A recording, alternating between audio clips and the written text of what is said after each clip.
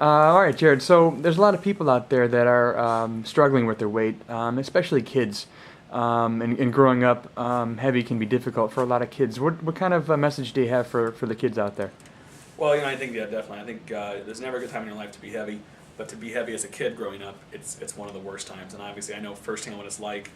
A lot of people know I started putting on weight around third or fourth grade, and it just continued to get worse and worse and worse. I packed on more and more pounds as I got heavier and heavier until I was 20 years old and weighed 425 pounds. So, one of the things that I always say, struggling with weight at any age, but especially as a kid, is I think it can become so hopeless. And just you just it becomes so hopeless that you tend to just continue to eat and eat and eat just because you don't know any other way.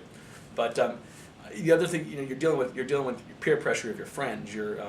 And I think it's very easy to let some of those comments and jokes made about you get to you. And I always say, as a kid myself, I had to develop what I called thick skin very early on, where I let stuff bounce off of me.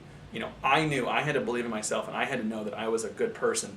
My parents did a very good job of that. My mom and dad and family and grandparents always made sure, even though I was heavy and yes, they wanted me to change, they still made sure that they always told me how much of a good person I was, how much they loved me, which I think really helped me stick through it. And it really helped me. Those times that I did have hopeless moments, I was able to bounce back. But as I said, and as a kid growing up, that child has to eventually want to change on their own. As much as they may have parents who are very supportive and parents who want them to change, or doctors or teachers, until that child, I don't care if they're 7, 8, 9, 10 years old or 18 years old, until that child wants to change, it's not going to matter for anybody else wanting it for them. So just really love and support that person, make sure they know they're good people, and hopefully they'll get through that time in their life and eventually want to change for the better.